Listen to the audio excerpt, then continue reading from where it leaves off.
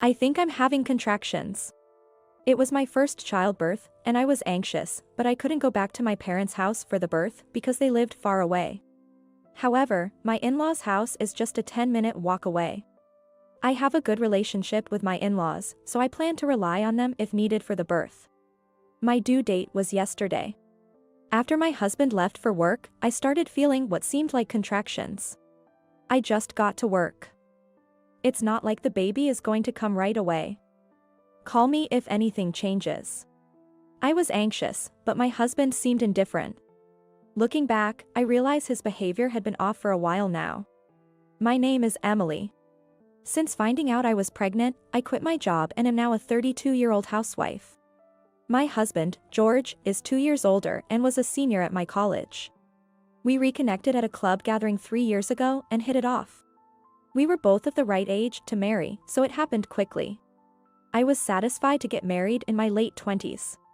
George's job is demanding. He often came home late during my pregnancy and worked on weekends, increasing my anxiety. However, my mother-in-law would sometimes come to check on me, and she was a big help, especially during my morning sickness. She is looking forward to the birth of her grandchild, and for her sake too, I want to deliver a healthy baby. Sometimes my father-in-law would drive me to the hospital. I'm lucky to have such great in-laws. Then came the due date, yesterday. Nothing seemed different, which made me anxious. Isn't it odd that the baby hasn't come yet on the due date? When I mentioned this to George before the birth, he seemed irritable as he hurriedly got ready. It's not time yet since you're not in labor. No use worrying about it, the baby will come out eventually. He said this indifferently and left for work. I didn't necessarily want him to do anything specific. I just wanted him to be there for me in this anxious time. We had argued about this several times during the pregnancy. George always said, "There's no use worrying. It'll work out. Is there any point in fretting?" Maybe he's right, but childbirth is a matter of life and death. He was indifferent even when I had severe morning sickness and when my belly hurt. He was so happy when we found out about the pregnancy. What, I'm going to be a dad. He was joyful when we went shopping for baby supplies. But gradually, his attitude changed, and by the time I was in my stable period, he had become quite cold. It might have been because he was busy at work. But still, I wish he would listen more and show some concern. I've been carrying these grievances until today. Even today, past my due date, George went to work as usual. Despite my grievances, the baby in my belly is more important, so I managed a normal face as I saw him off.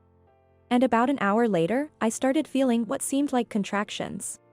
I called the hospital, but they said it was too early since the contractions were far apart, and told me to wait. I prepared my hospital bag and lay down, waiting for the time to come. By afternoon, the contractions were closer together, so I called a taxi and went to the hospital. I tried calling George, but he didn't answer, so I sent an email and admitted myself to the hospital. I couldn't rely on my in-laws as they were at work. From there, all I remember is the pain. I was in so much pain, alone and anxious, enduring moments when I felt like I was going to pass out from it. George arrived at the hospital at night. And, to make matters worse, he smelled slightly of alcohol. Had he been drinking? On a day like this? Even though I told him I was in labor? It was a sudden get-together. But I only had one beer. Realizing what I was upset about, George proudly reported that he had only one beer as if it was an achievement. That made me furious. What? Even one drink is still drinking. You smell of alcohol.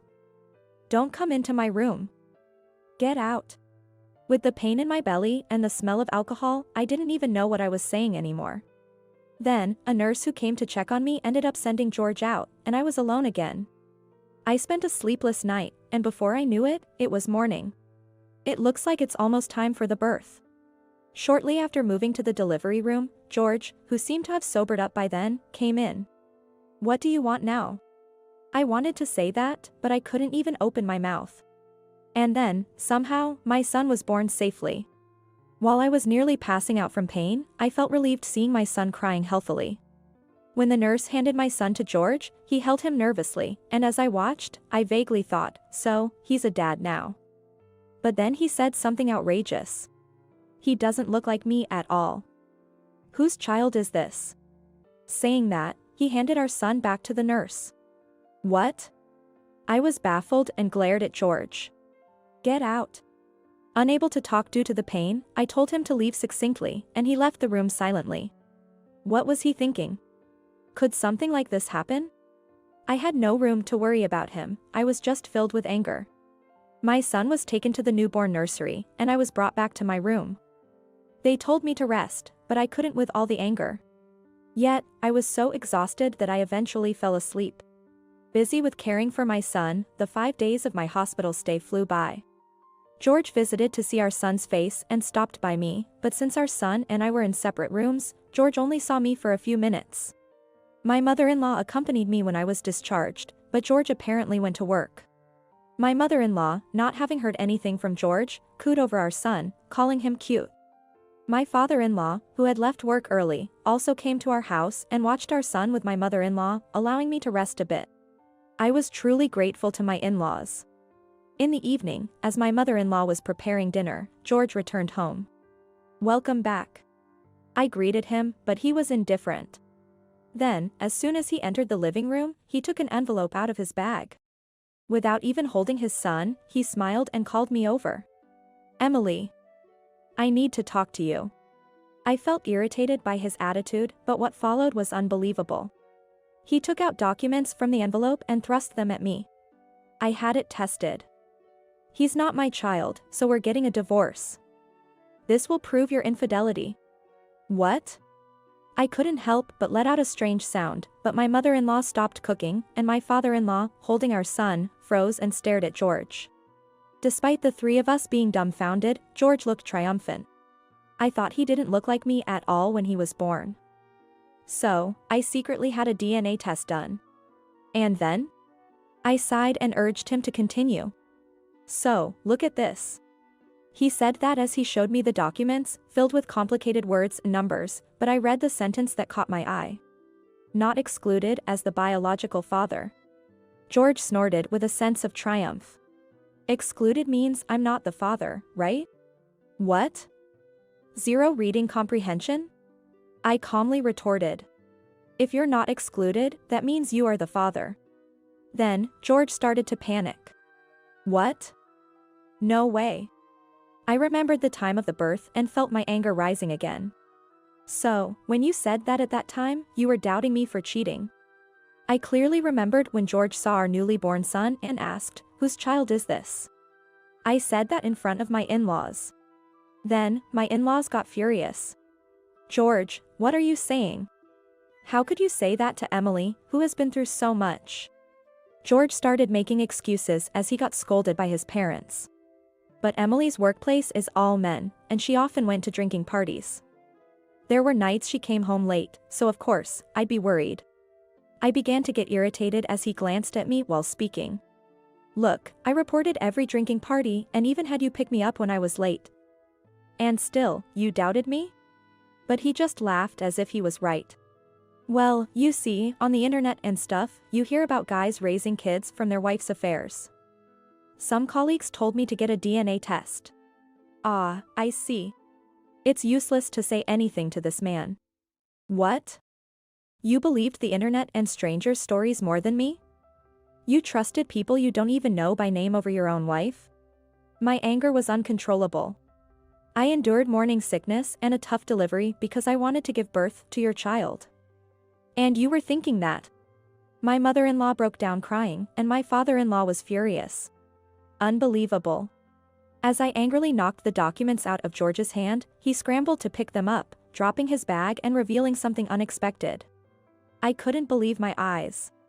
What is this? Inside his bag was a divorce paper. Planning on divorcing me? Then, all his earlier confidence gone, he became flustered. No, it's not that, it's just. With that attitude, any forgiveness I had left quickly disappeared. You even prepared a divorce paper and say you don't intend to divorce? I don't buy that. I snatched the divorce paper and clenched a pen. George tried to stop me, but at that moment, his phone rang. The sound of an email notification. My hand holding the pen stopped. I had a bad feeling.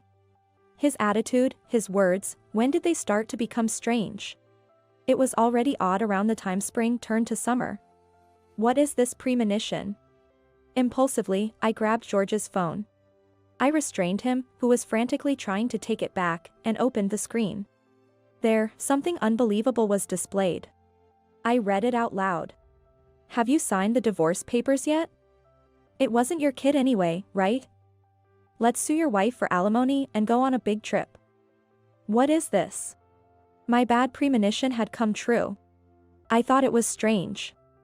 You suddenly started accusing me of cheating, and I wondered where that idea came from. Was it because you were having an affair? That's it, isn't it?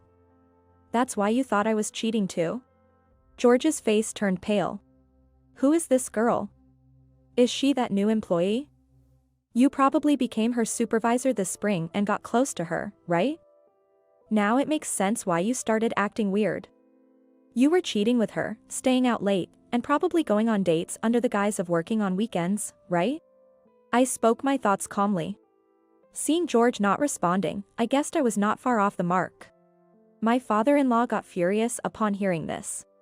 Is this true, George? As George averted his gaze, my father-in-law's fist hit his cheek.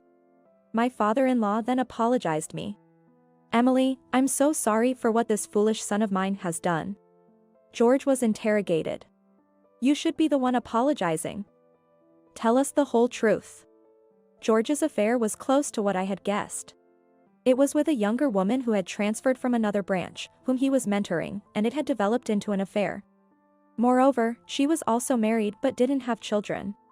Disgusted, I quickly wrote the divorce papers. I handed them back to George. Write it quickly. Emily, I'm sorry, please reconsider. I mean it. All I could do was look at pitifully apologizing George with cold eyes. No way. I don't need someone who can't be by my side during the hardest times. I don't even want to see your face. You thought our son wasn't yours, so you don't need to see him ever again. But of course, I'll take child support. George, prompted by my father-in-law, signed the divorce papers. My father-in-law oversaw the discussions about alimony and child support. In the midst of this, my mother-in-law, who had taken my son somewhere, returned. Silently, she handed something to George. Confused, he took it and opened it to find an old album. Inside, there was a baby who looked just like our son. You can see he's your child, he looks so much like you at that age. My mother-in-law said coldly.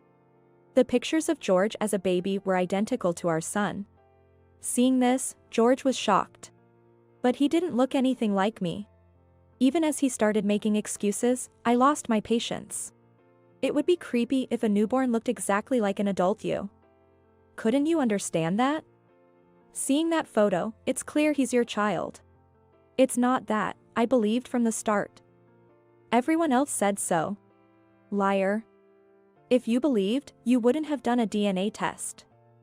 Stop blaming others and take responsibility for your actions. You neglected your pregnant wife and had an affair. That's a fact. It doesn't change. And then, influenced by your mistress, you doubted your wife and even did a DNA test on your born son. Is there any sincerity in any of these actions? None, right? When I was suffering, you were cheating. I can't forgive someone like that. George kept apologizing, but of course, I didn't forgive him. We got divorced. George's affair spread through his workplace, making it difficult for him to work and leading to repeated mistakes. As a result, he was transferred to another state. I thought about returning to my parents' home, but since long-distance travel isn't good postpartum, I'm staying at my ex-in-law's house, where George no longer lives. My son is growing up well. George was severely reprimanded by his parents, used his savings for alimony, and is under his father's supervision, paying monthly. Of course, I also sued his mistress for alimony. Due to that, her husband found out about her affair and divorced her. She now works at a nightclub. George was a foolish husband, but I'm fortunate to have ex-in-laws who are here to see my son grow up. I'm very satisfied.